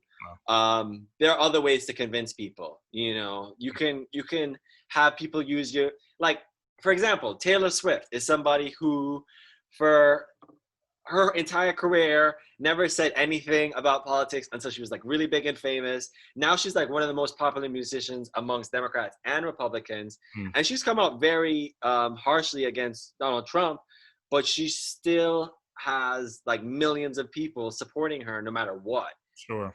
And we need to start. It's very important to draw the line based on like what your values are, but we also need to be able to unify in some meaningful way. Absolutely. And I think America, the most meaningful way to align people is like based on consumerism. Consumerism. So with I don't know if you've ever yeah, this question popped in my head as we think about the youth. Not that I have in-depth thought, but I wonder if you were growing up as a kid, just because I work with kids. I think about what is life like, and I think about dating, or and I was thinking, I was like, are kids super sexually active right now, right? Because there's constant conversation around like, are they getting like building relationships, and um the weight of online relationships, right? Like people really value them for different reasons, right? Like I've got a classmate of mine who suppressed his sexual identity for so long, and really didn't feel comfortable in establishing healthy relationships, because he always felt that his sexuality would be under the microscope, and he found Mm, a virtual community through video games hmm. where he was like, yeah, I could be whoever I wanted to be, and it wasn't a problem, so that was interesting. And he's like, what, 26 or 27? And so I'm just thinking about now, it's like, yeah, like, you know if I grew up on, I'm trying to think, if I grew up on porn and video games, and I really didn't have to go outside, Hmm. how would that affect, my, yeah, my sexuality, or like the creation of like that feeling like I want to have sex. Yeah, and I don't want to say things were perfect before, but I definitely think that things are a little sad right now. Yeah. So a little insight, like a third of young people, young boys nowadays, like high school, starting college, are not having sex or abstaining from sex. Hmm. Um, in college, the majority, like I think this was a few years, like maybe 3 or 4 years ago, even worse since COVID, like 51% and up of people on college campuses were not having sex. Hmm. So what's happening is, just as you said, the video games, the porn, the Tinder, these short-term, like instant transactions have like Yeah. killed a lot of the romance, because even though maybe Tinder works for maybe like 1% of the population, they really just like the convenience, they just want to hook up, Yeah. they don't want anything else. A lot of people end up falling in love. And so what that means is there is some degree of risk. There is some degree of like, you can't control it. You organically met, you fell into it, Yeah. and you just kind of went with it. Hmm. Young people are not doing that anymore. There's this constant like checking yourself. Am I doing the right thing? Could I be doing better? What else is out there? And so all of this insecurity on both ends prevents people from being able to actually mesh. And Yeah. so that's my whole thing about Eros is, well, can I start to create like kind of a safe space for the ones who want to learn more, Yeah. and then kind of start, because here in the center are like emotionally intelligent, aware people who just want to find love, Yeah. and then there are like millions of people who just want varying degrees of that. Hmm. At the very end is, I just want sex tonight. Yeah. And there needs to be some kind of indicator, even if you just want sex tonight, that maybe you would be interested in a relationship down the line, you know and just having that indicator early on in a relationship is enough for young people to be like, oh, okay, I have some additional level of reinforcement, Mm. right? Because what's happened is we've gotten all this instant gratification, Sure. but then we have no level of like holding each other accountable, Sure. of feeling like we're in this together. Yeah. And so if you can create an inclusive community where people can feel like, okay, I can let my walls down a little bit, Sure. I'm not here to look after myself, but rather to see what everyone needs, Mm, because that's what love is really at the end of the day. It's ascribing your time and energy to someone else because you think that's the benefit. It's worth more to put time and energy into someone else than it is myself right now, mm, because I know that this person will do something for me down the line, sure. will benefit me. And I think that's so important of a lesson in America that, I'm very excited for Eros, but Eros could exist for the next 50 years and there would still be young people like rushing through things, Yeah. not taking the time to get to know each other Sure. because I just couldn't reach them with the product. But something should exist, Yeah. some kind of clear identifier, safe space, inclusive community where people can let their guard down. Yeah. I mean, and that is especially with something as sensitive as sexuality, right? I mean, it sexuality is one of those topics that that just, oh man, I don't know. It's hard to think like we've got, you know, companies like SpaceX that are like that are successfully getting like space vehicles to launch and then be able to land on their own. We still can't talk about sexuality without like yeah, I would argue even the most comfortable person who comfortable person who's like well versed in sexuality, like in practices and culture or whatever. If you brought them around people who were not, they would still just be a little apprehensive, right? There's something that we all are it's ingrained in our body, like, well, let's not really talk about that. It's not in and our. and it's this mutually reinforced insecurity as well. One of the things that I've learned since I started talking about sex is once you start talking about it, people get excited and they get curious and Oh, it becomes a conversation, but it's also the first time they've ever thought about it since maybe they were 12. yeah, And in between 12 and being an adult and talking about it, you shelter because you're like, well, I don't know, but they also don't know. sure. So none of us will talk about it, and then we'll all seem like we know. Yeah, And it seems ridiculous to me, not even as an immigrant, just as a person in general, that being in America, like in college, using Tinder and stuff, you can meet someone and have sex with them upon meeting them, not knowing them. yeah. And then there are like your actual friends who want to connect with you on social media and you're ghosting them, so in america people will get naked with someone they don't know and share their private parts Yeah, for a moment of fleeting, not even intimacy, just pleasure, yeah, for pleasure. Yeah, and can't even bother to keep up normal relationships. transactional. Totally goes Yeah. back to what you're saying. We really love those transactional relationships, and sex is sex is a hard one. No pun intended. Um, the that dopamine rush, that hit, you're like, oh, okay, great, got that. Now I can move on with my day. But it is an interesting one where you like there can be the most connected you could ever possibly be with someone, right? Through sex, but yet the relationships that could serve you in so many better ways for a long Yeah. period of time.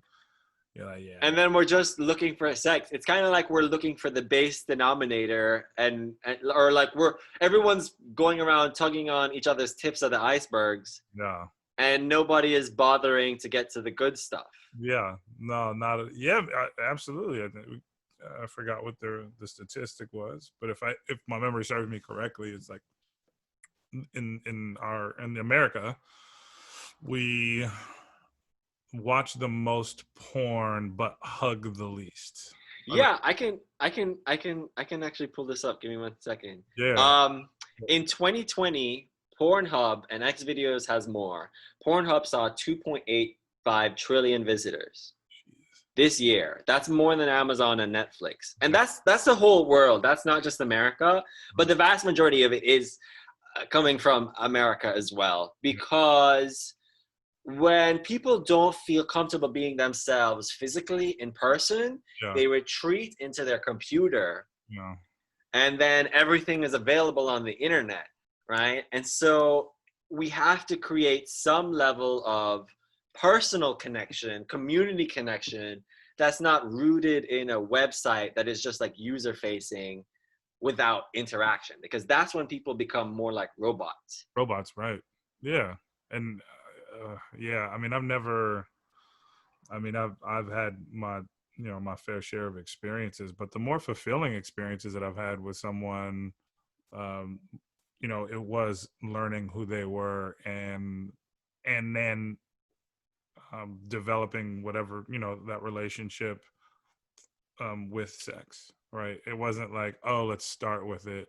And then I've had, then there is no there's no formula, right? Maybe two people have sex first, and then they're like, well, I also like you as well, and I want to continue to like learn about you and share experiences. But it is when you can share those experiences when it feels much better, right? Yeah. Everything feels better. You're like, oh, I'm more comfortable, I'm more relaxed, whatever the case may be. But yeah, it's weird. I mean, I'm a very as you pull up that statistic, this has been a very interesting time. Not only during COVID. I mean, COVID is like the icing on the cake. But before that, I was just starting to notice how sensitive we've become Mm. as a culture, because I'm a very like when I talk to people, I touch them, you know what I mean, like not again, I understand there are people who inappropriately touch people. I get that, but this like shift in like, you need to ask me before, and I'm like, okay, yes, I do need to ask before I touch someone, but it is such a part of the way I communicate. Like I use my hands, or like I step next, like if I'm talking to kids or coaching kids, I've been down to like get a little, I'm a taller person, right? And so if I'm giving you instruction, I need to get a little bit closer to your level, Mm. because I don't want to come across as this demonstrative figure who's instructing you that you need, you know what I mean? It's like, look, no, we're working together. Mm. Okay, I'm here to support you, and when I do that, sometimes I'm like, like I put my hand on your on your shoulder, and especially, I mean, I coach swimming. I have to be so mindful about Mm. how I'm positioned, and it does become like, it's not exhausting, but it's weird. It's just a Mm. weird moment when I'm having this natural movement and I have to like pause. I'm like, wait, and it just threw off the rhythm of the conversation. It just threw off the rhythm, whatever. But did you find it? The statistic? Yeah. Yeah. It was the 2.85 trillion, Oh, and there was actually yeah. there was actually 5 million videos uploaded in 2019. Wow. So wait, hold on. And those are It like was people doing like, uploading themselves. Yeah, 5 million wow. in 1 year. And so people upload like for attention and stuff. Sure. But they also like, it's like sex has become like a profitable thing, Of course. and so then what you have is people thinking sex is not for them. Mm. And it's so crazy to me, because sex is how people are created. And so essentially, if you want to have children, you need to have sex. Or, Have have some money aside so you can begin. procedure. Yeah. There, Right. there are plenty of procedures. But at the end of the day, procreation requires two partners, or, I mean, in at least in the act. Yeah. So it's ridiculous to me that, well, it's not ridiculous, it makes sense, but what's happened to sex is it's become like almost like, I don't want to say exclusive, but Mm. it's something that certain people just don't count in their life. They're like, Mhm. oh well, I don't have sex, but at the club every weekend or something. And then that's what's crazy to me is how many young people are going to the club every weekend thinking they're gonna get laid just to get drunk out of their minds, puke, go home, eat fast food with their buddies, go Yeah. home, and then do the same thing again next weekend. And it's like, well, if you could actually find a better way to casually meet people other than like strobe lights and alcohol, Yeah. would you be into that? And it's like, sure, but what is that? And we haven't even started to think about what a casual dating scene could look like that's not rooted in bars and restaurants, because those businesses are not going to suggest alternatives. It's not up to them. Mm. Why would a club ever tell you, oh, we're having date night and it's in a much more romantic setting? Yeah. They No. want they don't want you to get laid, because if Oh, you if you find love, then you won't come back to the you club. coming back here? Right? So there's all these people going to the club thinking it'll do something, and the club's like, no, it won't, but keep coming anyways. Yeah. Yeah. It's. I mean, I wouldn't. I've said it far too many times. I wouldn't want to trade with like a younger person right now. Just things seem so complicated. Uh, I've had a great conversation with a young guy back from Howard for his first year, and just listening to him talk about what that experience is like, and having to. I'm not sure if he's going back. I have to follow back up with him, but yeah, that complication of like, all right, especially again, another guy that's in DC right now, right? His last year was in DC. Like, what was that like coming from San Francisco to DC? That transition alone, he's got two gay white dads. What is that conversation like on on a historically black college campus when, when his dad showed up and they're like, who the hell is that? Like these are the things that are running in my mind, right? I'm like, God, like what is going on, right? Like there's a quarantine, there's a pandemic your first year. The closest thing I can think about with me is 9/11. And 9/11, I was in high school, and my sister was there, and so there was a little brief scare and there, but nothing. I mean, nothing like this. Like this is there's and he's a black kid, right? And then you're watching people who look like you being murdered and on TV, or it's captured on video. Ooh, ooh, trying to understand social dynamics and social relations. Like, oh man, like it's hard enough as an adult. Yeah. So yeah, where are you at right now with who are you partnering with Eros? Is this completely solo, or have you I know you said you were talking to a couple of your classmates that were oh, that's what I wanted to ask you. What was that like connecting with the Chinese folks in your program, or Chinese folks in general, being part Chinese, your identity? What's that been like? If Yeah, that was actually hilarious because I think I started talking about how Americans are blunt about identity. The yeah, Chinese are very blunt, especially if you have one of their last names. So when I met my classmates, the first thing was like, wait, why is your last name Wong? yeah, And then I met one classmate who was from Hong Kong, and he told me that my last name is actually spelled wrong. It's Wong, but that doesn't exist in China anymore. I think it's more like when my ancestors came over to Jamaica, the name was like changed. I think my name was originally like Wong Pan, and they just like got rid of the Pan. But in China, it's like Wang, mm, and so there is no Wong, and so immediately they were like, okay, so you're not actually from China. We know this because your last name doesn't match up with our records. wow, And then we also know you're not Chinese because of how you look. So could you please explain that? And then explaining how the Chinese ended up in Jamaica is just like a whole other thing. But in general, I think it's great because I as I said, I can like connect with anyone. sure, Like I actually spent a lot of time with my Chinese classmates, learning from them, teaching them about my culture and stuff.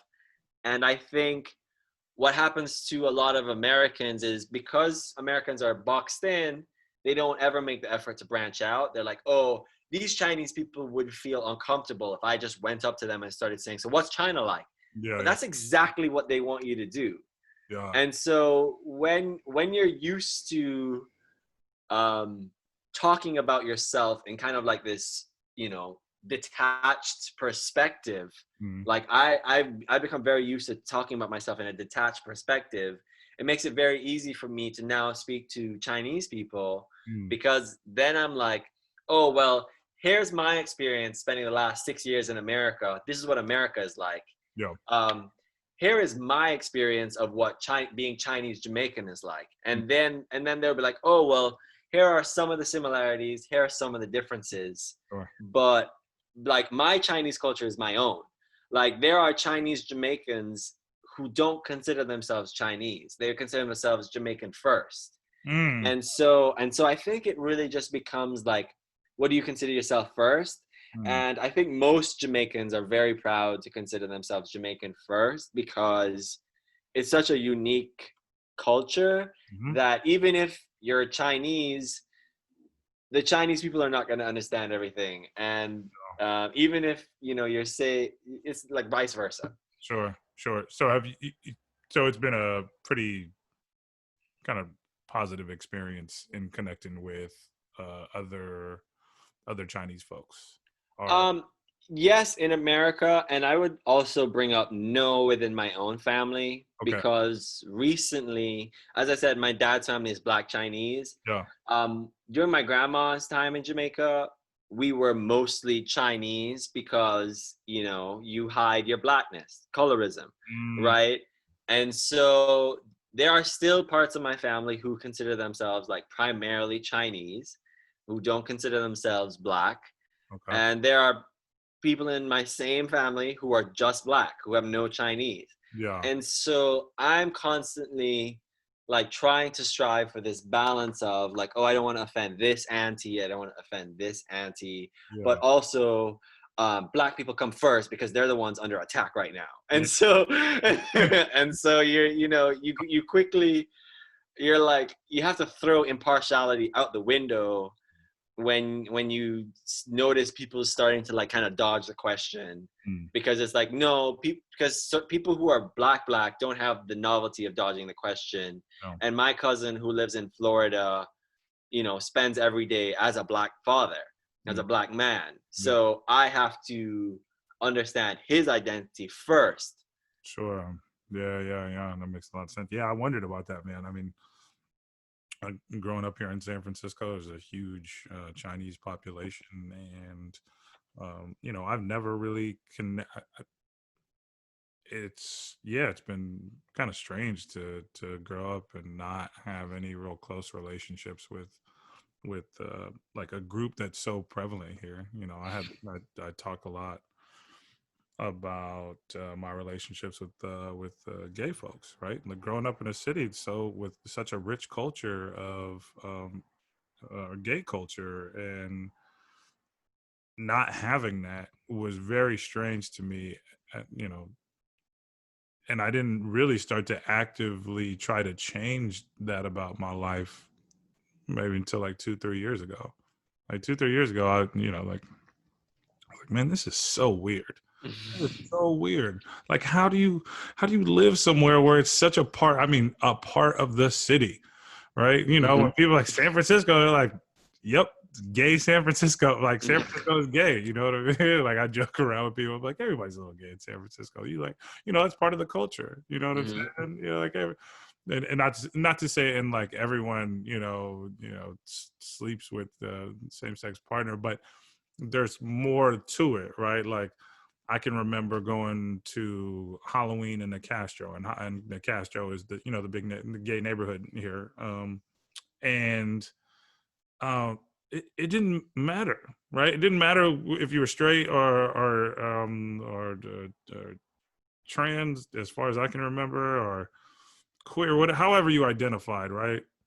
everybody came to the Castro because it was a party. You know what I mean? So, um, yeah, but I say that to, I still haven't had that experience, and I've talked to a few Chinese folks, And and kind of talked about that, as a frustration, right? I feel like there's so many similarities as I look back at the history, specifically of the Chinese community coming here to the country, and I'm like, man, dude, I mean, talking about literal laws that say you cannot marry, a Chinese man can't marry a white woman.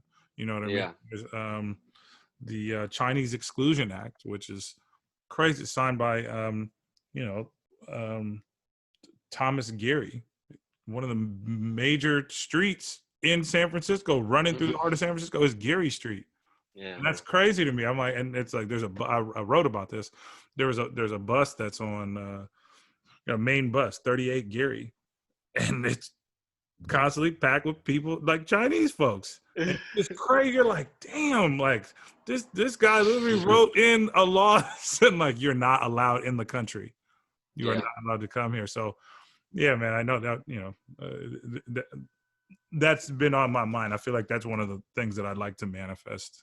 Right. And I think it's so interesting how the Chinese have assimilated in America versus other racial groups, because the Chinese intentionally self-isolated when they came here, created their own Chinatowns because they faced the persecution, but they also knew that they had to survive regardless. Mhm. And so out of that came this whole mentality of business and service oriented with strangers. Yeah. So provide a service Yep. and then have community within your own family. Yeah. And do not share that community, that culture with the outsiders. We Yeah. can take their money, we can trade with them, but they will never be like us and we will never be like them. Yeah. And so I think the reason for that is because in America, the dominant culture is whiteness. Yep. And so if you can't compete with the dominant culture, because then you're just another minority vying for the top position. Mhm. The other thing that you can do is completely exclude yourself. Yeah. And so the Chinese were like, okay, well, we're not a part of this racial hierarchy because all we do is business with these people and we have our own way of life, our own way of doing things. Yeah. And so even today in China, there are examples where if somebody in a community, and this happens in like certain African villages too, if somebody makes a mistake or does something bad or is just inherently bad, the community can handle it themselves. Like they don't involve the police.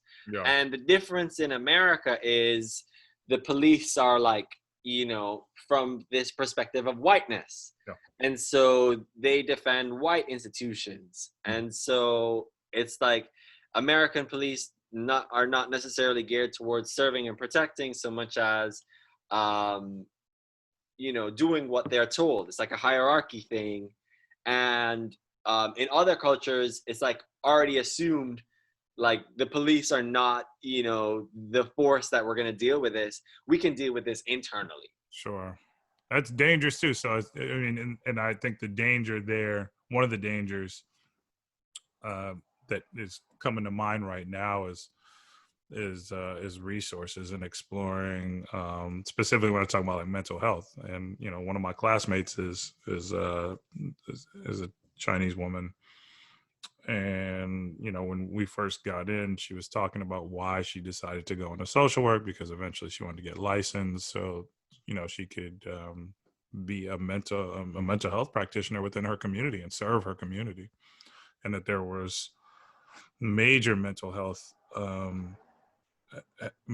issues within Mm. her community, and historically there hasn't been any that wasn't a conversation, right? And I think that's not just with the Chinese, that's with just about everybody, right?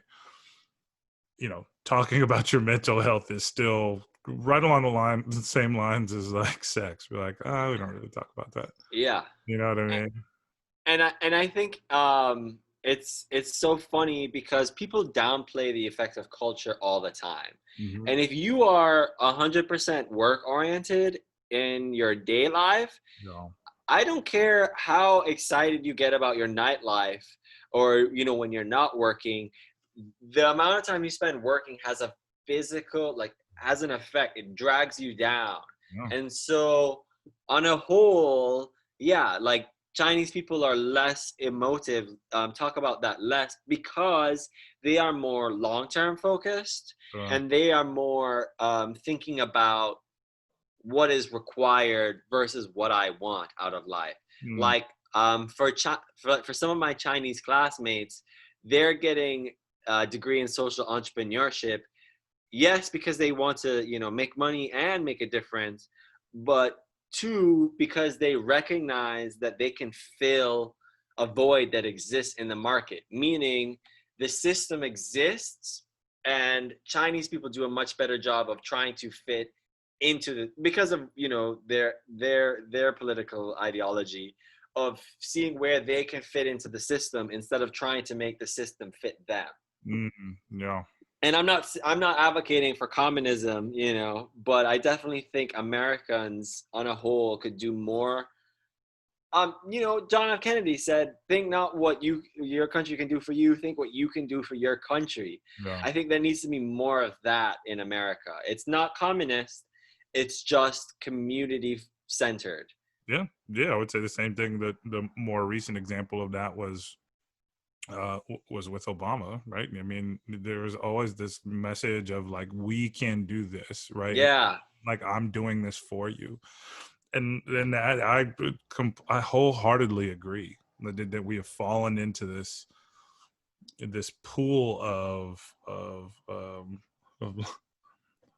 of like, oh, what is it? Maybe negligence. It's not negligence. Well, it's like nobody wants to drive the boat unless they're sure that they're being looked after, Yeah, and you can't drive the boat thinking that. And the president is displaying all of the worst qualities in a leader yeah, because he's not being humble, he's not putting others before him. He's steering the boat for himself. And so that makes everyone else on the boat say, "Wait a minute. Why do I care?" right. Yeah, I don't. Yeah, who cares? Yeah, whatever. I don't. Yeah, exactly. And it does take, I mean, if we want to change the culture of our country, that requires people to participate, right? It really does. But this is part of the battle, though. People are like, well, participate. I've seen what happens when we participate. I've seen what happens. And I'm like, yeah, I know, but this is part of it, right? Like, no one says just because you participate that it's gonna work out, right? And 100%. and that's hard, especially in with the United States, because we are a young country, right? And I think people have a short memory. They're like, yeah, but it hasn't worked. I'm like, man, we are so young. We just trying to figure out how this works. Right. This is an experiment, like you said before. Like China's been around for 3,000 years. When they come to America, they're not coming with this social experiment lens. They're coming with how much money can I extract from this economy back into China lens. And that is really the root of, like, that is what Americans need to address, because we're no longer in this indefinite state where America will remain the greatest country forever. No, We really need to start learning from people that could displace us and start thinking about what qualities of theirs we can embed, not just Americans exporting democracy overseas, but yeah, Americans importing other people's values. yeah, And the United States has always promised that it's a country of everyone's values, but it doesn't really play out that way. sure. And I'm really excited for a potential future. There is one potential future of America that embraces all identity. And that's super exciting. It's always been a concept. It's never really been, in practice is much different, which is Sure. why I say, like, America has these lovely bubbles where people think everything is great. Mhm. And then outside of those bubbles, it's like, oh no, things are actually the same that they were 40, 50 years ago. Mhm. And I don't think a nation can ever holistically change at one rate across the board, No. but yeah, there needs to be some kind of national directive. Yeah. So we need leadership. We're missing leadership right now. And Yeah. not to say that that's necessarily the president, right? Like in that same way we were talking about JFK and Obama saying yes, we can, and it does take everyone to participate in order to make this thing great. I think we're looking for another person, like you said before. Like we're not looking for another politician. I think we really want someone who's not the politician, Yeah. who doesn't have a direct hand in, you know what I mean, in that world, because we're a little jaded. I think we are jaded by our political system because it continues to not serve. Um, yeah, it's not serving us in the way we'd like it to. We don't necessarily know how to define that, but we know what we do see. We're like, look, this is not what we want. This Yeah. isn't what we want, and we've become more and more deterred from participating in that system, right? You know, like my dad was somebody who's by no means worked directly in politics. Like he owned a car detailing service, but every single week the conversation was about politics, and he's like, look, you need to understand how this stuff works because it Yeah. drives the direction of the country. So yeah, I think that leadership portion, man, and I don't know where it's going to come from. I'm always intrigued, like who's that next person? But who is that? Especially now, because it's going to be different. It can't, and I don't know. I don't know if the world that we're living in right now wants that one person. Yeah. So two things. I was about to say,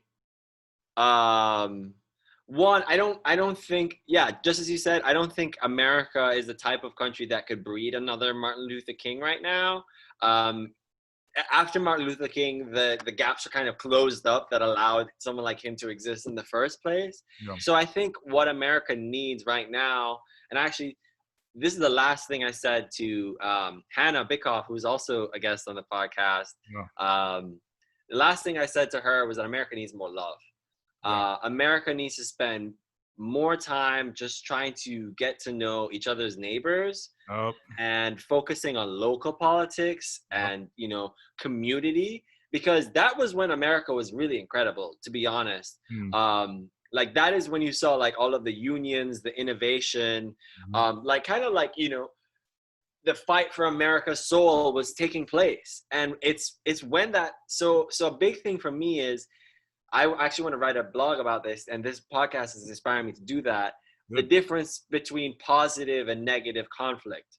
So negative conflict is microaggressions, things that don't really matter, things that we reduce ourselves to because we can't make progress on real topics. Yeah. And positive conflict is maybe, you know, in a boardroom, or maybe a full-fledged like emotional screaming match. Yeah. But at the end of the conflict, something is resolved. Something is resolved. Something happens. And there has been far too much negative conflict in America, too much spinning of the wheels, and not enough change.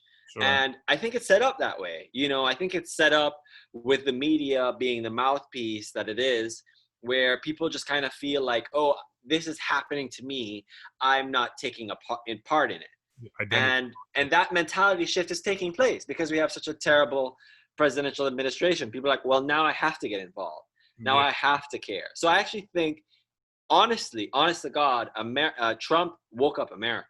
Yeah. Oh, because absolutely, man. Fast forwarded a bunch of stuff. Yeah. Forwarded a bunch of stuff that was there that we a large majority of the country did not understand what's going on. Yeah, because if Hillary Clinton was president right now, I don't think we would have, you know, started talking about any of these things. Nope. Just kept panning over. Yeah. No, this was a really, I love challenges. I've accepted that part of my life. I love challenges. I love putting myself in uncomfortable situations. I think I learn on the fly. It's a confidence booster, you know what I mean? Like, oh yeah, I did that thing that I wasn't really comfortable in doing, you know what I mean? But I think when you look at the culmination of like quarantine, politics, police brutality, it's a cocktail that we needed. It was that drink we needed. And we have like global warming looming on the horizon. Right, like I said before, California's on fire. Yes, it has been for literally. Dude, we had tropical weather last week. It was we had thunder and lightning. The world is literally burning. It was burned. I was like, you know what? You know, I mean, I've had a good time. You know, like I was like, I had a good time. You know what I mean? It is it. I had a good time, but it's Yeah. is the earthquake? Is it coming in like 5, 10 days? Is it gonna just destroy? Is a tsunami gonna come through? Is it over? But uh, yeah, I think that you're spot on. I think you're spot on by saying we need to focus on love within our communities, within and getting to know people on our local level, and that's where it all starts. And it's easier. It's easier to step out of your door and go volunteer or go, Hmm. create something. Um, that's what I'm looking for in the next step, wherever that may be. And I don't see that. It sucks because I thought that was one of the cool things about San Francisco was that you could develop those communities, right? Because it's a smaller city. It's not like a New York where it's just massive, Mm. massive, or LA where it's just vast. You know what I Yeah. mean? Like, and this keeps going for a while. You know what I mean? Uh, but I'm looking for that community, and I want, I've been hanging around a lot of, I've been hanging around funny people more and more because the folks who are too serious, it's like a drag. I'm like, specifically right now, like, man, if Yeah. you laugh at what the hell is going on right now, you know, and and it's so funny because right before this we had this wave of political correctness, and I'm all for political correctness, don't be an asshole, especially if you're on public, but then there was this whole like counter wave of, well, what can we say? And yeah, it's all about intention. If you are like microaggressing, then yeah, shut up. yeah, But at the same time, like, if we're just gonna stagnate because we cannot say anything, yeah, that's also just as bad. absolutely. And we're trying to figure that out right now. We're trying to figure out what is I don't want to use the word balance, but like, how does this work moving forward? Yes, there are certain things that you probably don't want to say. You have to, like you said, intent. You need to understand where you are, who you are. But you also have to put that in the hands of people, right? Like Yeah. I oftentimes hear people so concerned about censorship. They're so worried about, pe- what the other person is going to say. That's part of being human. That's part of going in certain situations. There Mhm. is going to be, not everybody's going to agree with you. Not everyone is going to say what you want them to say. And excuse me. Part of what is driving some of this, there is some movement of like minorities, Latinos moving to the Republican Party because of this criticism, this constant criticism that the left finds themselves in. Mm, Because the right is so, it's in such a dark place right now. The left has embodied all of these, what they call good values. But what happens is it's people constantly criticizing each other, and then you just have a community of hypocrites. yeah. Yeah. Because then nobody really knows what to believe in anymore. We're all just kind of like listening to each other, and it's like, well, how do we make decisions? Yeah, it's confusing. I mean, again, add that to the list if you were growing up. I mean, this is just a confusing place where you're like, I don't know who stands for what. I don't know what word to use.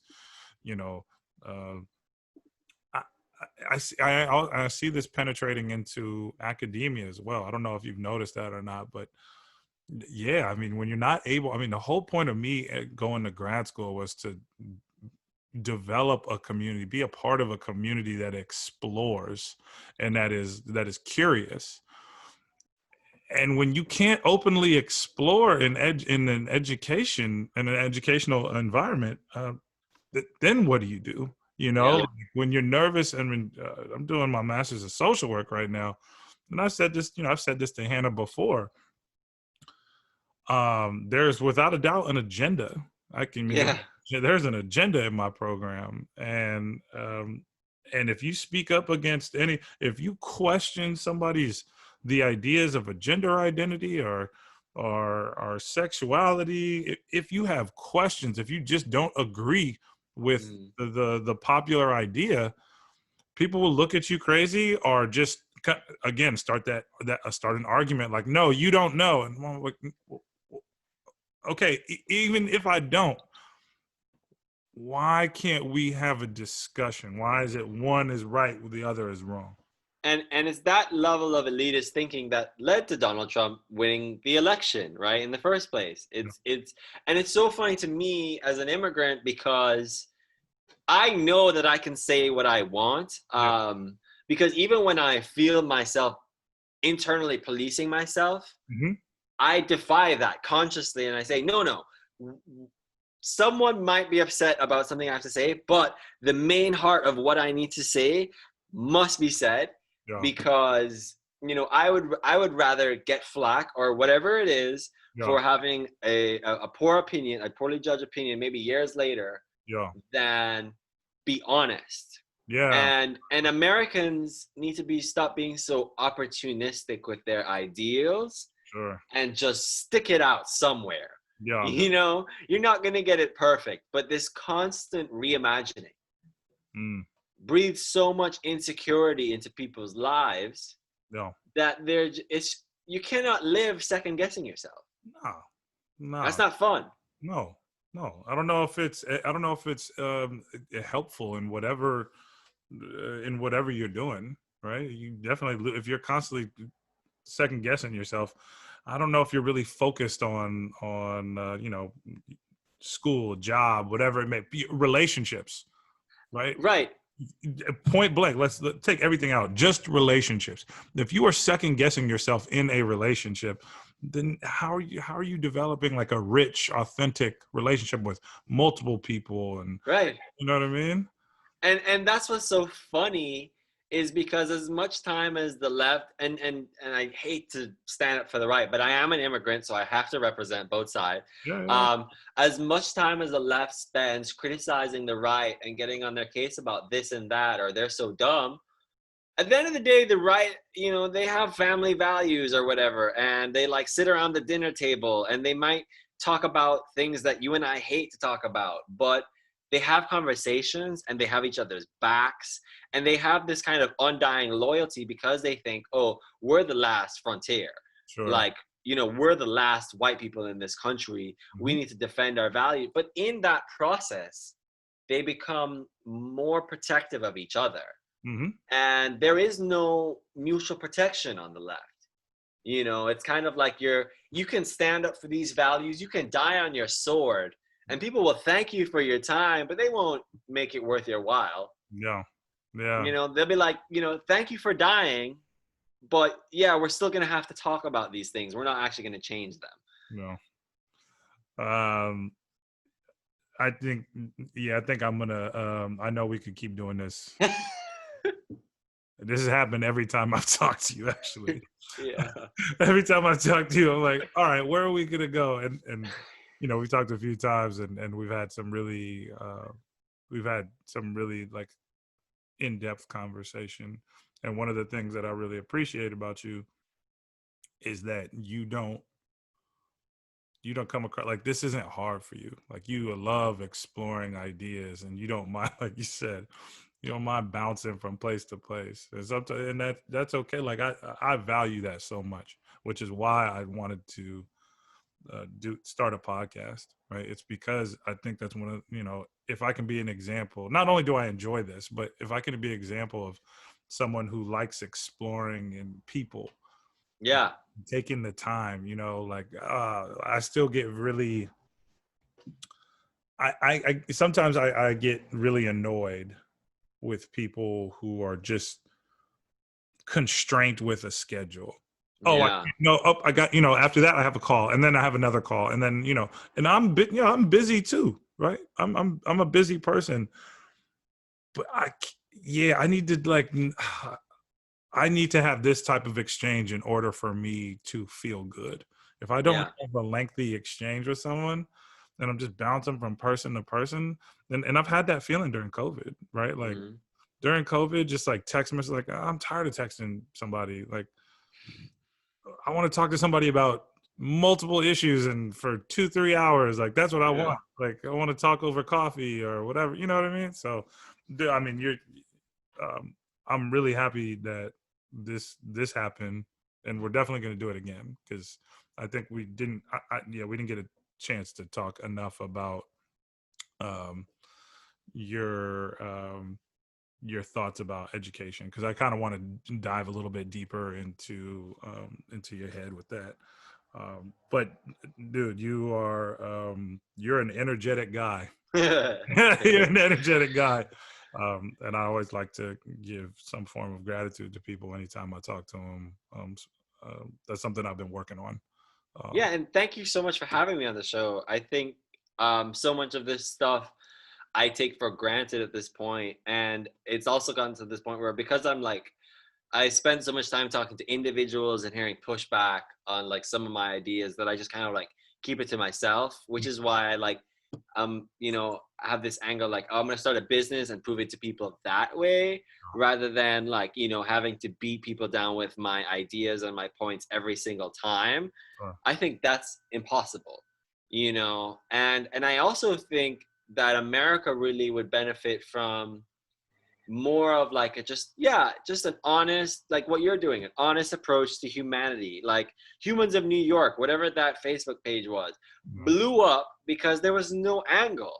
It was just exploring people's humanity, mm-hmm. and we don't do nearly enough of that. And I think the reason I'm so into exploring humanity is because I notice the world looking at me differently than they look at most people. So now I look at the world differently Yeah, on my own.